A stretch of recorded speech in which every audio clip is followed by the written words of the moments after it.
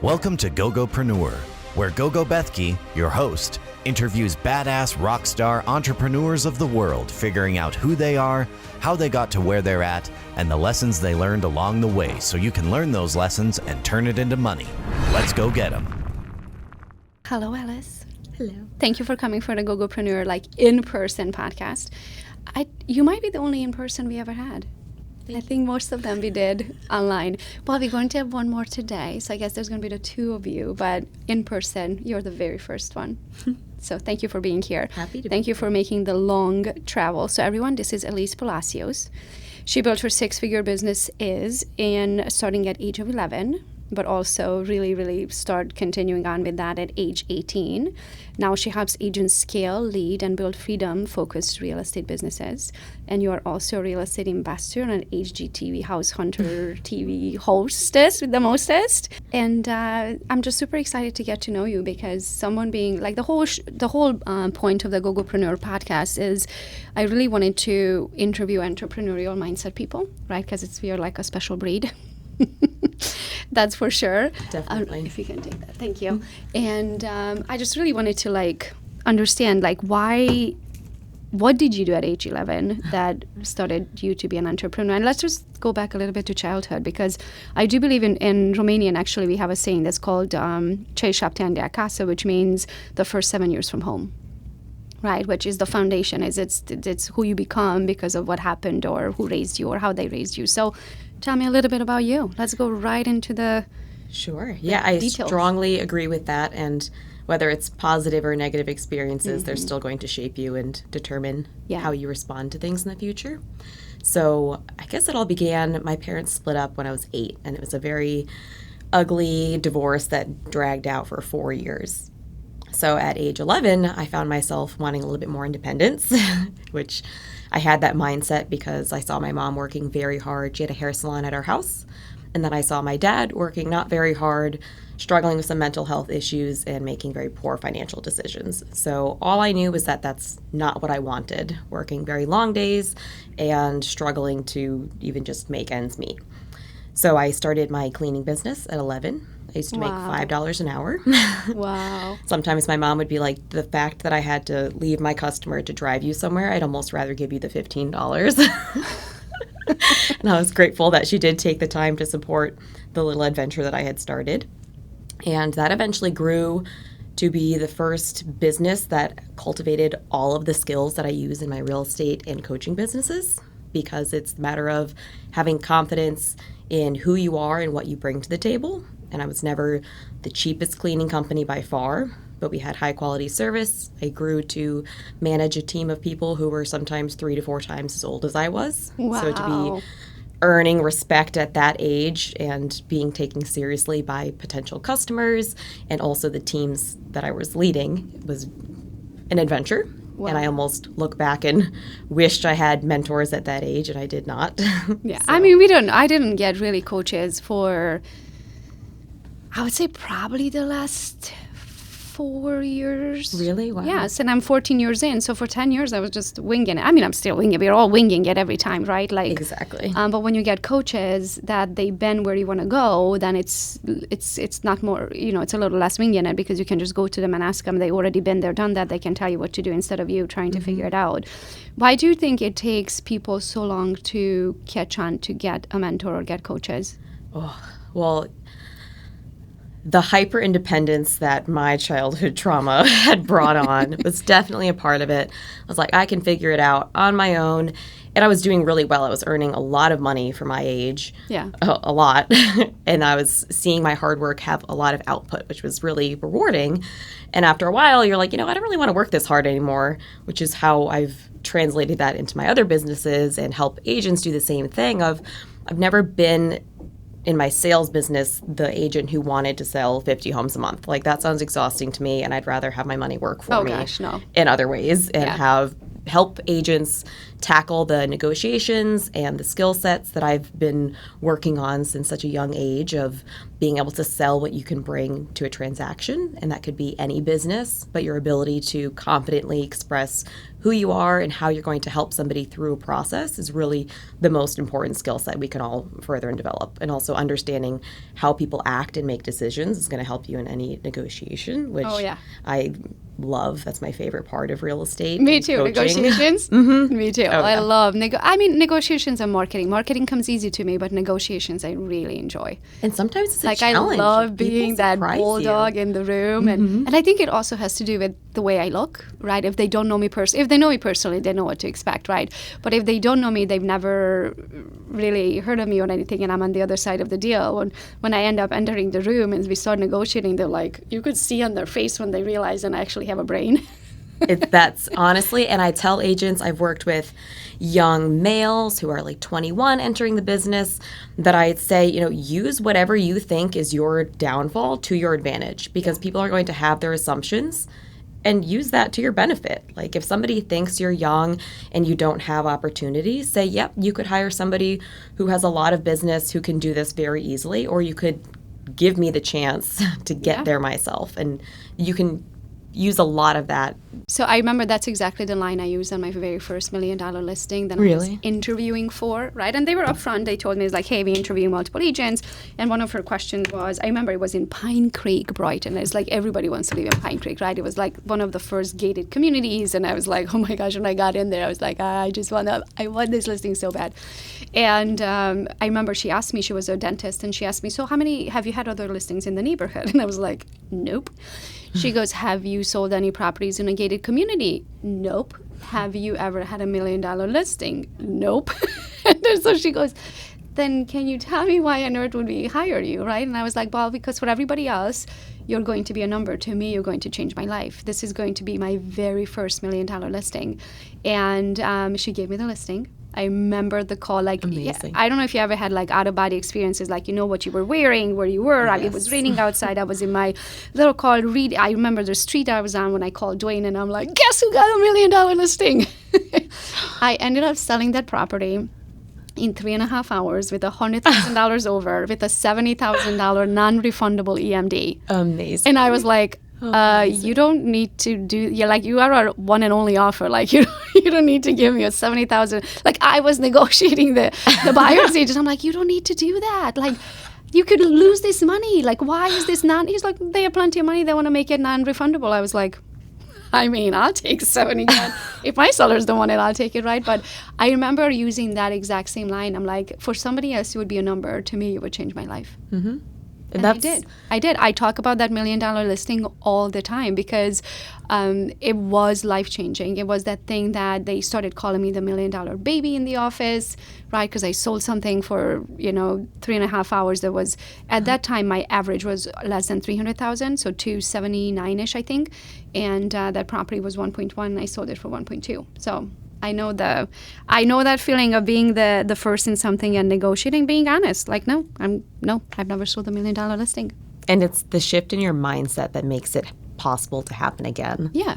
And people are just too scared to ask and raise their hand, and they think they don't deserve things, which is the hardest thing to overcome. Oh, yeah. Of your own self-doubt. Self-sabotage of, Why do you think that is? We are our own worst enemy. We hold ourselves back, and the people who are fearless, sometimes to a fault, like a little bit cocky in that sense, I feel like have a much better chance at being successful because they're not as focused on the outcome, but more of just the effort and the input. Yeah, I think it's because I don't care either way. Mm-hmm. Like, I don't care what people think if I get the $1 million listing. I don't care what they think if I don't get the $1 million listing. I know that as long as I put in 100% of what I believe that I should have put in, if I didn't get it, it's what's written in the big book, right? But at least I gave it 100%. You know the green light book, Never Half-Ass Anything? Yes. Right? Like, so that's how I look at it. I'm like, as long as I put in all I got into that opportunity, if I'm not going to get the opportunity, it just wasn't meant to be. But I know I'm not regretting anything because I took every step that I was supposed to take, right? I put the skills that God gave me. I had the faith that God gave me, right? And I'll just bulldoze right in there. And if it wasn't meant to be, it wasn't meant to be. I tried. I gave my best. My best wasn't good enough. But it was good enough for this $1 million million listing. And then the next time, even if it didn't work out that time, now you have the experience and the confidence of, okay, the world didn't come burning down around me when I failed. Yeah. And that's like the hardest thing, I think, to teach newer agents, is that they just have to throw themselves into it. And if they fail, that's where I can now step in and offer guidance. If somebody's too scared to start, there's not much I can do with that other than try to get them to jump. Yeah. I remember there was this exercise that you can do. So if you don't really understand why you do certain things, right, but you just do it because that's how you were raised, or that's what you always thought, or, you know what I mean, then you can play the 7 whys. So it's like asking yourself the question of like, okay, why don't I believe that I can get this $1 million listing? And you're like, well, I don't believe it because there's this and this. And I said, okay, why do I believe that? And then you go, there's this and this. And then you're like, oh, but why is that? And then you just do your seventh why will be your true reason why you're afraid of that. And I've done this exercise, especially with my coaching clients, so many times, because we all have the racehorses, we all have like our blinders on. It's how God designed us to see the world, and then we can only see the world that way unless you open it up, right? And so when you play yourself that 7 whys, as long as you honestly, sometimes your ego is going to want to try to answer it. Yes. The little monkey on your shoulder. So as long as you honestly answer those questions, it will take you down to that very, very reason of, oh, my dad or my teacher one day told me that I'm never going to, equal to anything, and so I don't believe that I deserve $1 million listing, right? Like it takes you back to that something that happened in your life that you accepted that's who you are. Yep. And you tend to stay in familiar paths. Which is the hardest thing to step out of. Oh my gosh, the mind game is the only reason of wherever people are, not the opportunities or lack of opportunities or skills or talent, or it's the mind. Always. So how did you go? So how long did you have the cleaning company? I technically still have it. I think Oh my gosh, really? Yeah, I cut it way back, and I was going to close it down From age 11? last year. Yeah, so. Oh my gosh, that's amazing. But I had quite a large team, and then I cut it back. I just have like 2 employees now. I've had clients for a decade, so more just the people that are part of my life I still have, and I like keeping in touch with them. I've seen them, been a part of their lives before they had kids, after they have kids, and you see people through all these transitions in life, and it's special to build relationships like that carry through to even different phases of my own life. So one of the lessons I learned, I had a a transaction coordination company. And it was making me, I had a partner in it and all that, and granted it wasn't our like full-time effort, but it was making about $4,000 for me, and I was working 8 hours for that in a month. And I was like, I can't do that. Like with my hourly rate, I can't justify working 8 hours for something to make $4,000. I can sell one digital product here and make $4,000 in 5 minutes, right? So, learning that what my hour is worth and should I spend the time for the money that it's making, I was like, yeah, no, it's not worth it. We just shut it down. What I learned, though, what I would do today, for $4,000 for me with a partner, that's $8,000 a month. For somebody, that's an income. For somebody like a starting up an entrepreneur would love to take that business over, right? And they can pay you a residual, they can pay you upfront. Like I could have sold that business. I know. So the point I'm trying to make here for you, don't just shut it down.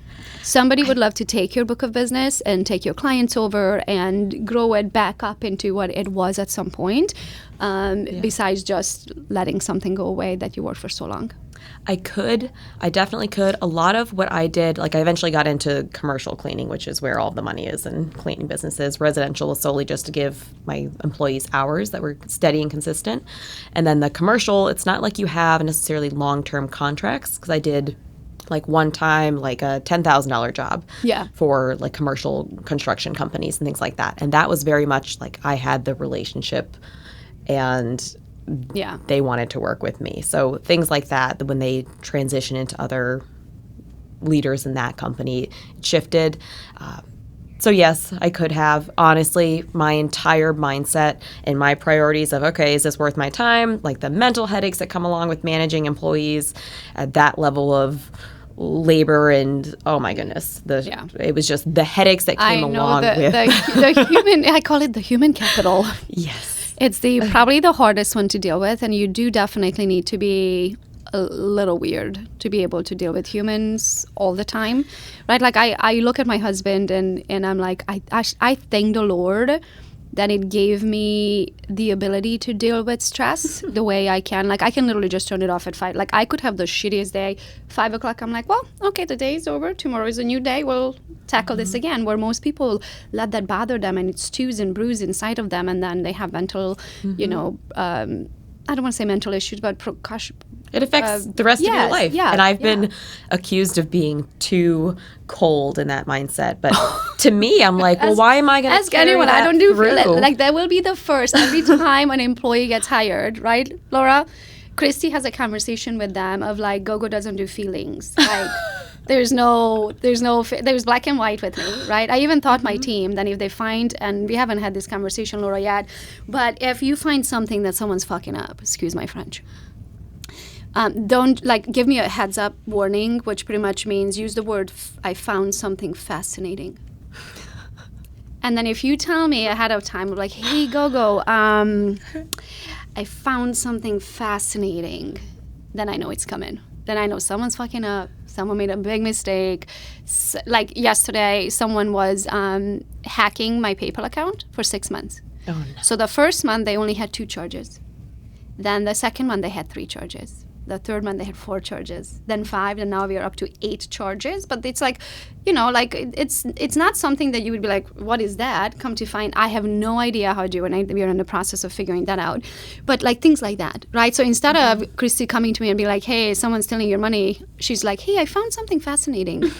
And you have an opportunity to choose how you respond to exactly. By that time, I'm laughing. Dwell on right? it, like as soon as they say it, I'm already smiling. I'm like, oh, okay, I can't wait to hear this one. Like, let's see, does this happen ever before? Like, is this a first time? You know what I mean? So if they can give me that heads up, that it switches my mood instead of like losing my shit, excuse my French, to be like, oh, that's interesting. That's fascinating. I learned that from Tony Robbins. That's fascinating. Yeah. I will use that. Yeah. So tell your team to be like, okay, when you're bringing me bad news, start with the, hey, Elise, I found something fascinating. And then by that time, I'm already laughing, and I can't wait to hear the story. But let's see. So started at 11. When did you get a real estate license, and why? I bought my first investment property when I was 20. And going through that process, the agent was actually like, came to me and said that I should become licensed.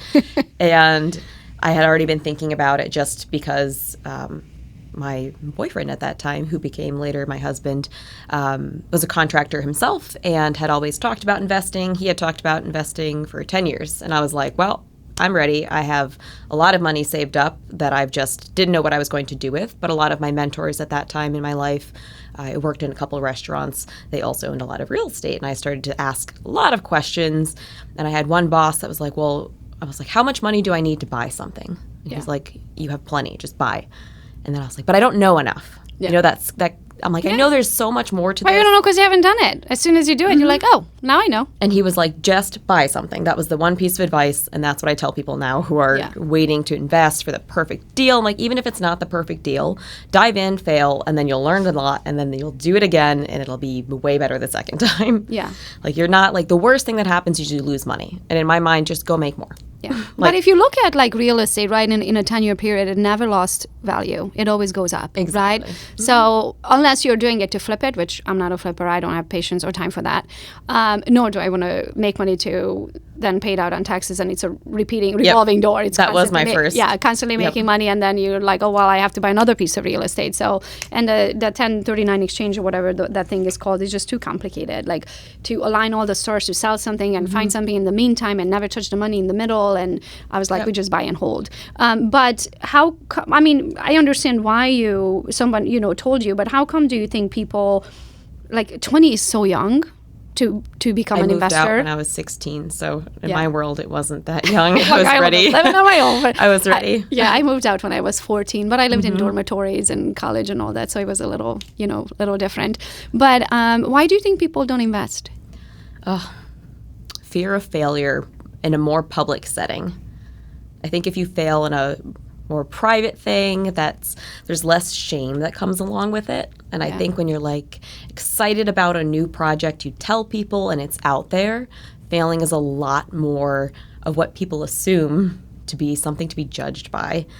When in reality, I feel like investors are far less judgmental when it comes to the ups and downs of real estate investing. There's so much stuff. So what, you were talking and I'm thinking to myself, it never even crosses my mind. Failing? Not a failure, what people would say if I did fail. Yeah. Like, I don't think, I really just don't think about what people think of me. Like, I don't think about other people thinking of me. And people, of course, have their families depending on them and all the other things that come along with life. So then how did that first deal go? We were going to flip it. It was going to be a $30,000 put into it. And then we just realized the entire building was built so horribly, like with 2x4s. And we're like, all right, we can't, in our good conscience, rebuild what's here and then sell it to a family to live here. So we tore it down, rebuilt a much larger home that we ended up living in for a couple of years. So we avoided capital gains through that route. And then we did a few other flips, held multifamilies. I was a landlord. My mom was actually a landlord when I was younger, but we had a couple instances where she's just such a sweet person and her tenants would miss rent and then they'd ask her to borrow money and she would lend them money. And I was like, Mom, I don't think this is how this is supposed to go. So I went into it with a little bit more of a business mindset, but just seeing that we could work a lot smarter. And then we ended up coming across the island of Exuma in the Bahamas and did end up getting married on that island. And that same week we bought a waterfront lot with big plans to build a luxury short-term rental there. So it moved quickly from flips and smaller $30,000 initial investment to a luxury Airbnb and an island, right? We never finished the idea of how did you get your license. So you did that first transaction and the agent thought that you would make a great realtor and you were like, what a great idea. Yeah, I had already kind of been planning on it just to save money and for us to get out there and look at properties and buy them, things like that. So I went and got my license. So I've been licensed for almost 8 years now. I love it. Who were you with initially? Keller Williams. Oh, me too. Well, real estate one, but then Keller Williams, yeah. And then I ended up, Lou Raven. I had been friends with him. And hi, Lou. I had been friends with him and David Brooke for about a year and a half. And I just working on some investment properties and bouncing ideas off of each other. And then eventually I realized that I wanted to align myself with more like-minded people. People who weren't just trying to sell a couple more houses, but people who were looking with that investment mindset and just overall working smarter, not harder. Yeah. And I eventually aligned my business with them, and they happened to have just switched over to eXp Realty a few months prior to that. So how long you been with eXp now? Goodness. 4 years? 4 years, okay. 5 years? Yeah. I don't know. The math is... Who's counting the years? It's a lovely place to be. We're not counting the years. It's a blur. So a few years, and then switched my sales business more into the coaching business now, and I like working with agents at that capacity and being able to do what I love doing, which is more the negotiation parts and helping agents kind of overcome that stage in the process. So how did that come about, the whole coaching thing?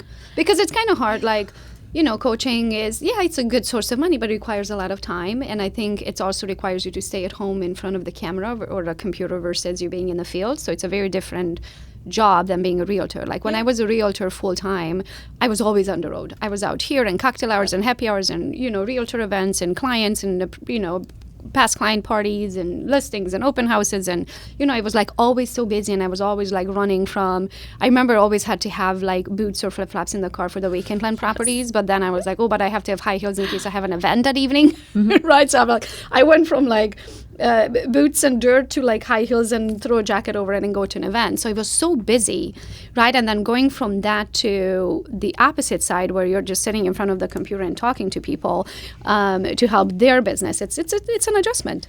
It is, and it's one that came from my life changing. So my life changed to, okay, if we're going to be building this short-term rental in the Bahamas and spending a lot of time there, like last year I spent 4.5 months there, and that was pretty typical at that time. And it's really hard to do your in-person sales business, as you're talking about, if you were away while you're on an island, yes. 5 weeks at a time. And a lot of times I wouldn't tell people I was away. I've been on a boat, like hiding under a towel, like I'm going through a tunnel, I'll call you back in a few minutes. So my life had changed, and I figured, okay, well, how can I still make money with my life how I want it right now with this other source of income that's going to be in my future that's going to be far more lucrative than me selling 30 homes, realistically. Yeah. The short-term rentals there, the property we're building, you can rent for $1,500, $2,000 a night. So That's awesome. I was like, I don't need my sales business. I'll be shifting out of that. But I still love the industry, and I loved a lot of those aspects to it. But it's really hard to say, hey, I'll see you at your listing appointment in 5 weeks when I'm home. Yeah, so exactly. I made it work for what I wanted in my life and how my I literally just got an 18 listing new condo construction yesterday from a past client, and he called me. He's like, "Are you still the best?" And I'm like, "Of course I am." what were you expecting? That I'm going to answer, right? But then I had to tell him. I'm like, "Well, I don't live in Brighton anymore. I'm in Tampa now." He's like, "Oh no!" But I was like, "Hey, don't worry about it. My team can help you." But it's awesome to have.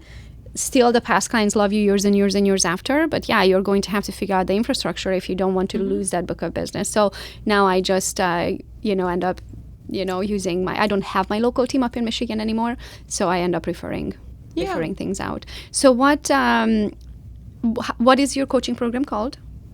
So I have a coaching company with Lou called Reinvest Real Estate, and we do in-person events. We host trainings. We've done a couple trainings for the Go Get 'Em community, which have been wonderful, and we also do one-on-one coaching and group coaching. So one-on-one coaching I just have under the umbrella of Reinvest Real Estate. Yeah, why did you guys call it Reinvest Real Estate?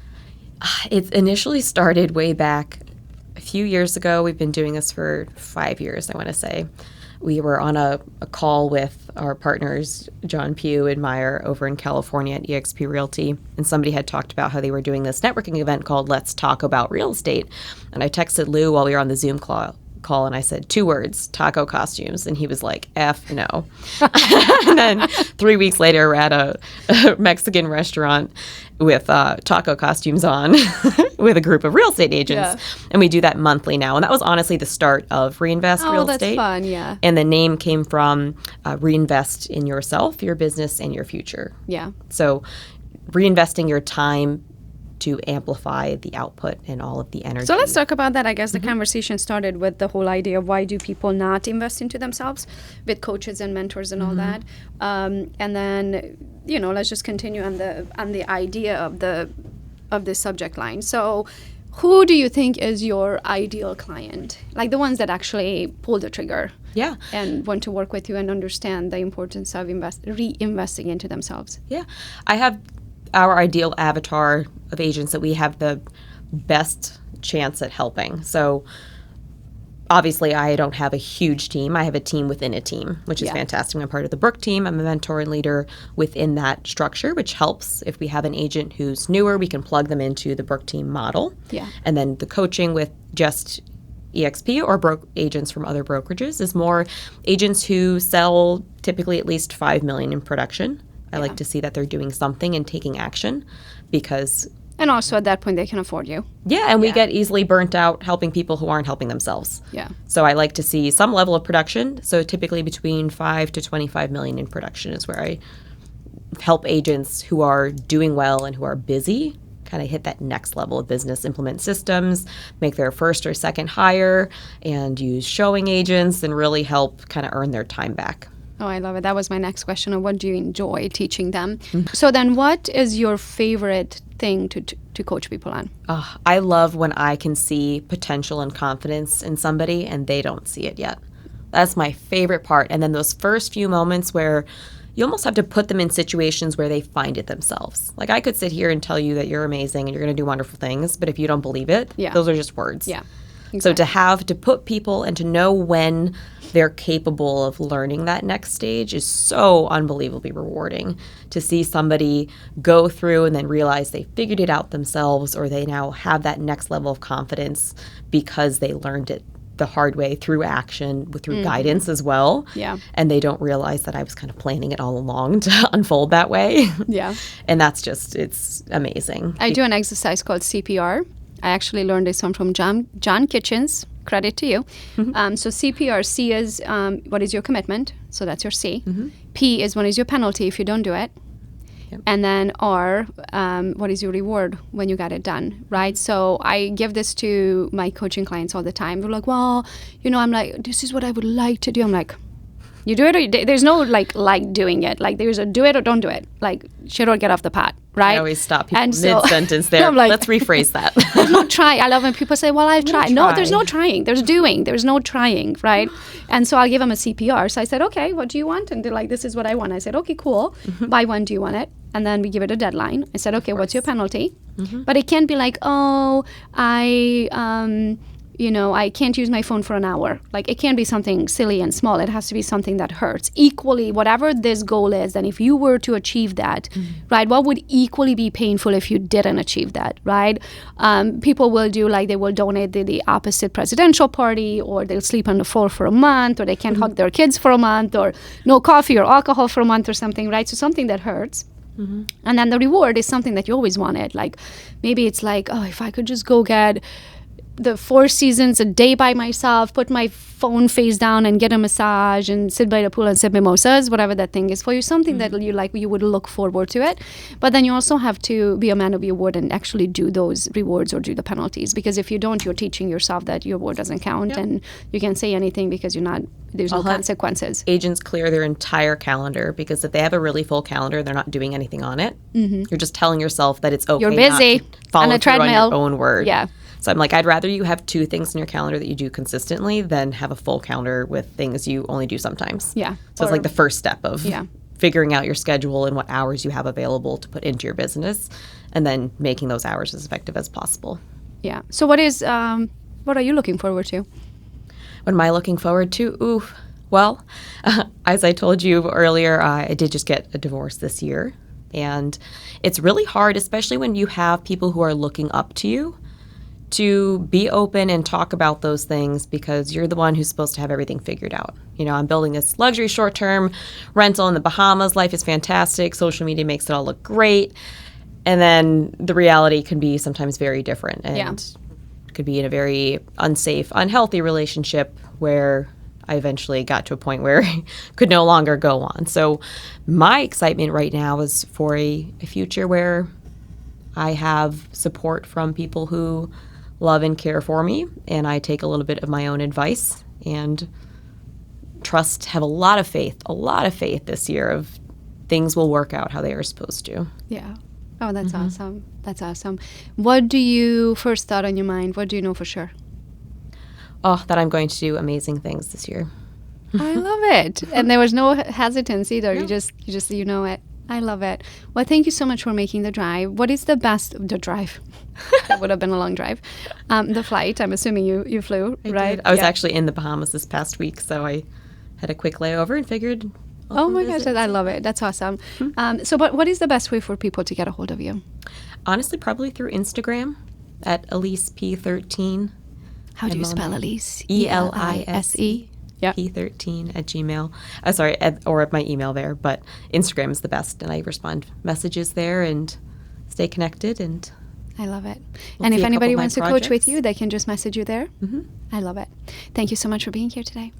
Happy to be. Thanks for joining Gogopreneur. Keep that go-getter spirit alive. Until next time, go get 'em.